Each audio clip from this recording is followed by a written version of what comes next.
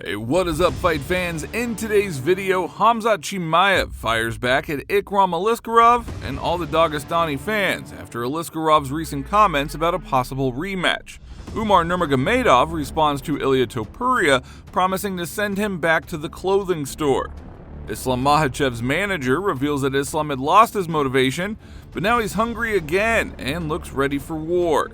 A behind-the-scenes chat between Daniel Cormier and Tom Aspinall went viral after Cormier unknowingly whispered right into the mic on Tom's neck. These matchups in this division, like, what type of All that and more coming up, so let's get right into it. We are almost at 100,000 subscribers, and if you haven't subscribed yet, please help us get there by hitting that like and subscribe button. Now let's get back into Khamzat Chimaev clapping back at Ikram Aliskerov and his comment. In a recent interview, Aliskerov said that he's ready to face Chimaev even on short notice. Расскажи, пожалуйста, как тебе выступление Кhamzата Chimaeva в титульном поединке? Прекрасно. Давнейшее выступление. Как он и всегда и делает, да, ничего нового в этом не было же. Согласился ли бы ты выйти на реванш с Чимаевым на коротком уведомлении? Конечно, если мне за пояс бой предложили бы, я вот за 2 дня вышел бы. И чувствуешь себя настоящей силой вот победить вот такую машину, которую мы видели в последнем поединке? Слушай, я тоже не со слабыми пацанами работаю. Я готов бываю, я всегда тренируюсь, я всегда в хорошей форме бываю. Поэтому, если ты спортсмен, у тебя чемпионские амбиции, тебе предлагают бой за пояс, как ты можешь сказать нет? That did not sit well with Khamzat, who criticized what he called double standards. Why do people give interviews to these idiots? When I say I'll fight someone from Dagestan, it's an inter-ethnic problem. When they say they'll fight me, it's sport. Stop being hypocritical. Chimaev wrote this on his social media page, adding a screenshot from Aliskerov's interview. Now let's recall that Chimaev and Aliskerov have already faced each other before.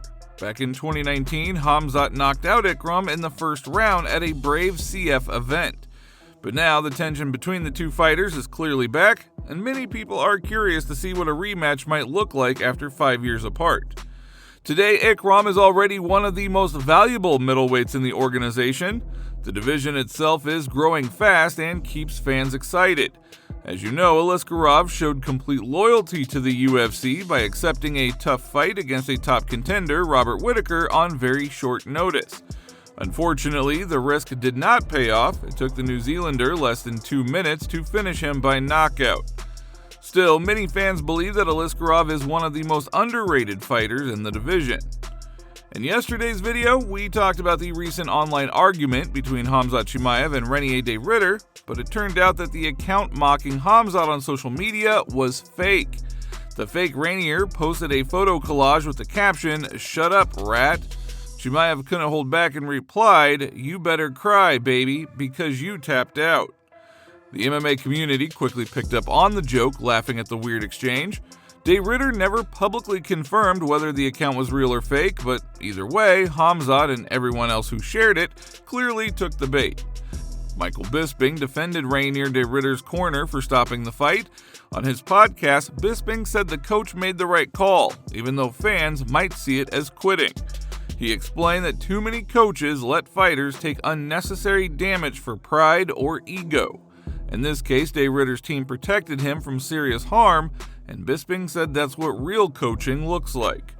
A lot of people might look at De Ridder and say that he quit on the stool or whatever, or his coach quit for him. And yeah, it's not a good look when you're that big of a name, when you're the main event and you get tired. You shouldn't do that. However, he's going to learn the hard way. I actually have a lot of respect for his coach, because a lot of coaches, they won't do that. They want them to go out there. They don't, I say a lot of coaches, I shouldn't say a lot of coaches. Some coaches, it's more about them than what it is about the fighter. And I'm not giving any examples. A lot of people, they live vicariously through their fighters and they want their name as a coach, their ego attached to it. And if they become the champion, I'm the guy that coaches all these guys. On this occasion, De Ridder's coach was like, you know what? Nah, you're done. All that's going to happen is you're going to get the shit kicked out of you for another 5 minutes. And who knows? Maybe you take finished. as finished, or maybe take a beating so bad you never mentally recover from it. Bo Nickal also shared his thoughts on Reinier de Ridder's loss, saying that de Ridder looked great early, but gassed out badly. Nickal said that he had heard rumors that de Ridder had a tough weight cut or was sick during fight week, but he also reminded fans that one bad performance does not define a fighter. I mean, the first 7.5 minutes, he looked like amazing, looked like, world, top level world championship caliber fighter. And, obviously I think after the first 7.5 minutes, went downhill a little bit with the conditioning. But I had heard a few things prior to the fight, maybe bad weight cut, maybe some illnesses. So, one fight doesn't really reflect how good you are as a person, or as a fighter. And all that to be said, I'm sure he was disappointed in his performance. It wasn't his best performance. But yeah, I mean, overall, kind of a little bit of a lackluster fight. And but it happens. It's the way the game works. And, he's obviously has a big weight cut. He's fought a lot in the past year. So things happen that are, affect the result of the fight. As you know, Alex Pereira has hinted that he might move up to heavyweight one day to chase a third UFC title. When asked about it, Ciryl Gane said that Pereira could be a real problem for anyone in the division. Gane praised Alex's striking and size, saying that he's gotten bigger and stronger since moving up to light heavyweight. There is a lot of talk in the division about light heavyweight champion Alex Pereira moving up one day, seeking a third division championship. Do you believe Poatan will be a threat to the title if he chooses to move up? Yes, of course. Yeah. Of course, he's a really huge striker. He's from kickboxing. And I know he can do very well. I saw he improve. I don't know how you say that. Not improve, but his weight is more and more bigger. So, I think it's legit to go also on the heavyweight division. So yeah, it will be really crazy if I win this fight to fighting against. When asked about a possible fight with Alex Pereira, Tom Aspinall stayed calm and confident. He said it doesn't really matter to him. If the UFC offers the fight, he'll take it, and if not, he won't. Now, there is one guy outside of heavyweight that gets a lot of publicity, a lot of talk. He's accomplished a lot. Alex Pereira, he is back on top at light heavyweight. How much does the prospect of facing him over, say, a rematch with one of those other contenders that the UFC could just line up for you, how much does that appeal to you?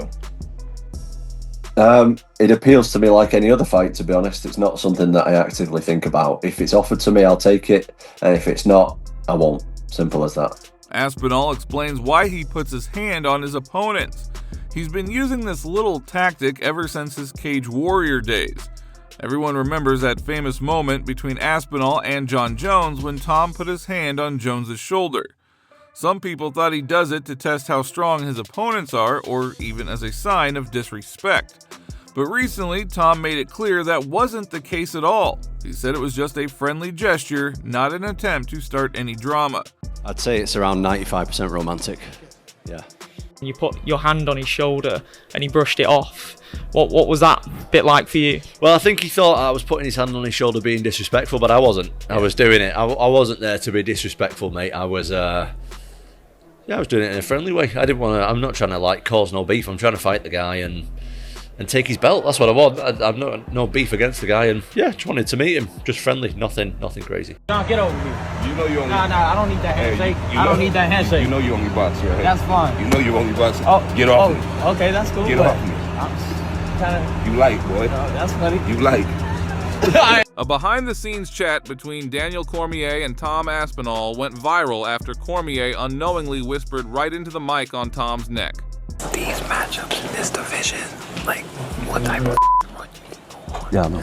be crazy. You change your life. Yeah. Because what is Chilton can't fight. Who do you think's going to win? Chilton, I don't know. I think Volkov, probably. Yeah, but even him, you beat him in a first Yeah. It can crazy. Yeah. Bro, you're on the verge of some crazy I appreciate it. I'm gonna Keep working hard, though. Thanks, bro. You gotta keep working hard. Thank you. I will do. Will do. When things like that, doesn't come around often, right? It's like when I got to fight Volkan. I defended the belt against Volkan Ozdemir one time, man. You couldn't believe your luck. And I won the lottery, son. They were like, hey, man, we think you get to fight Volkan. I'm like, yes. I'll take it.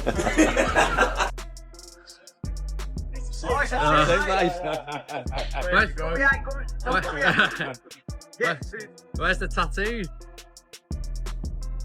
The stage is set, the fighters are ready, and fans can feel the energy. It's almost time to see two giants step inside the octagon. Tom Aspinall versus Ciryl Gane is a true heavyweight clash that no MMA fan can afford to miss. Aspinall has already shown up in his new custom shorts, and he looks sharp. Meanwhile, Umar Nurmagomedov is also ready to return after months of recovery from hand surgery. He is determined to prove that he deserves a title shot. His opponent, Bautista, is not an easy challenge, but Umar looks confident. This fight will be 3 rounds, though many fans wanted to see him tested in a 5-round war. After his fight with Merab, some people still doubt whether Umar can keep up his pace in longer fights. But recently, Umar explained he got tired against Merab only because of a broken hand, saying that his body was just trying to protect the injury. Merab is known for having the best cardio that anyone has ever seen. Did you get tired against him? It's to be honest, I think I don't tire it like too much more than him, but you know, when you broke something in your body to beginning to give it to you like some adrenaline, do something with your body to close this injury, you know, to take this pain, and he's good, and we can't tell he's not good, you know, and a lot of things happen, and we'll see next time. I think I will close a lot of questions in next fight. Doesn't mean that it's gift. Hey, when you buy me gift, you buy me shoes. Why you didn't buy me a Rolex? No, when you make this bonus, you give me shoes. Why not buy me a Rolex? Okay, I give you, right? Yeah, Lord Piana. What about back? You never. I give you gift, many years of gift. Just the t-shirts from T-shirt, T-shirt, training, practice, lessons, right? This is all. You cannot pay this back. Time is the most important thing ever, and I give you all this time. So can I get a Rolex? This one? No, the one you buy? No. You're not gonna buy me one? I will buy new Rolex for father. I want to give him. Yeah. But I hope your son gonna give you too. Yeah, my son will give me one. Yes. Yeah, he'll be trying to take mine. Yes. He'll take mine whenever I'm done. Umar Nurmagomedov was also asked about Ilia Topuria's recent comments, where Ilia joked that if Islam loses, he'll have to return to Dagestan to herd sheep. Можно говорить, можно также сказать, что Илью Топурию отправим в магазин одежды, заново ее продавать, или еще что-то. Но это не подобает. Этого не хочется делать, не хочется вот этот. У Ислама и так есть ферма, и так у него есть на ферме овцы, и без этого он занимается, без советов, или тоже он занимается фермерским хозяйством. As for Ilia Topuria, he is planning to defend his lightweight belt in January at UFC 324 in Los Angeles, possibly against Justin Gaethje or Paddy Pimblett. Nothing is confirmed yet, but many fans believe that Gaethje will get the shot. Either way, it is shaping up to be a huge fight. I will inflict pain on his life. He wouldn't come out of that fight looking the same. I'd hit him with that many elbows. Is this going out to Spanish media? Step up, Ilia. Stop being a chorizo, be a man. You know, no one would know who Ilia Topuria was if it wasn't for me. He made himself famous off the back of my name. He wouldn't even be a champ now if it wasn't for him jumping on my coattails. And now he thinks he's too good to fight me. You wouldn't be where you are without me. The Bernabeu's a nice stadium, you know what I mean? But to me, because it's his backyard, it's all. That's like a metaphor, it's like what we say. I will come to the Bernabeu and I will punch his face in on the pitch, and then I'll batter half the team if I need to. But I'm taking the belt home because he's not a Madrid fan. He's not even from Madrid. He's not even from Spain. He's from Benidorm, so he's not a Madrid fan. He just jumped on the coattails to get more fans and more followers. He's fake. He's so fake, like half of his followers, where it's been proven half his followers on Instagram are bots. He's the fakest person ever. He's just a McGregor copycat, and I'm getting sick of him. He's a German. He's not even Spanish, he's not even Georgian. He was born in Germany. He's German. Islam Makhachev's manager, Rizvan Magomedov, recently shared that it wasn't a tough decision for Islam to vacate his lightweight title and move up to welterweight. According to him, Makhachev had been thinking about it for a while. He said Islam started to lose motivation defending the same belt again and again. It began to feel routine. Rizvan explained that Makhachev didn't want to lose that hunger or passion for the sport. Now, ahead of his welterweight debut at UFC 322 against current champion Jack Della Maddalena, Islam feels recharged and more focused than ever.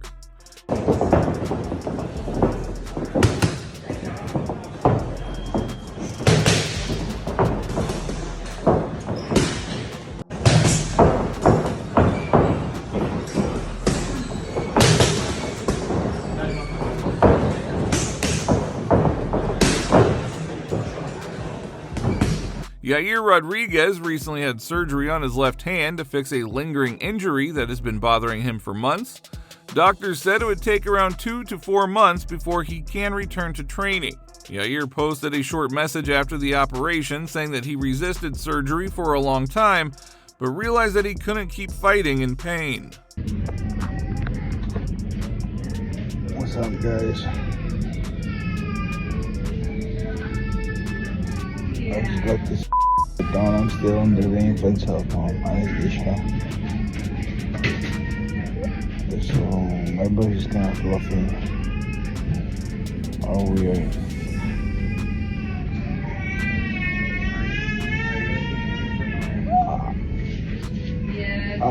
But I'm done.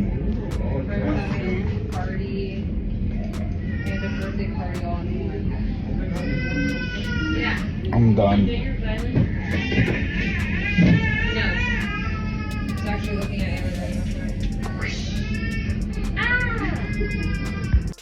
We are almost at 100,000 subscribers, and if you haven't subscribed yet, please help us get there by hitting that like and subscribe button.